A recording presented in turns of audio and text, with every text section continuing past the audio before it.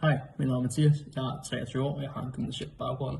I min fritid bruger meget tid på droner, redigering, videoer generelt, altså alt med kamera interesserer mig.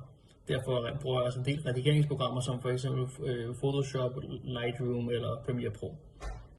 Jeg har 1,5 års erfaring med droneflyvning. Jeg har haft et A1 til A3 certifikat i længere tid, og har så over sommeren opgraderet til et A2 certifikat og købt en større drone, så jeg kan lave nogle federe ting og flyve i nogle andre terrænger. Og så jeg kan komme tættere på bygninger, og jeg kan lave nogle taginspektioner. Det interesserer mig at auditere og kvalitetssikre egne eller interne dokumenter. Jeg kan meget ved hjælpe det team, jeg nu sidder i, når der kommer til forbedring. For eksempel ved at lave tidsplaner eller noget i den stil, så det er nemmere at planlægge og registrere sin tid, så man arbejder mere effektivt. Jeg mener derfor også, at man lærer mere af at hjælpe andre, og at man også kan lære rigtig meget af det, man arbejder sammen med, og udvide sine kompetencer på den måde. Så jeg håber, at vi får et godt samarbejde.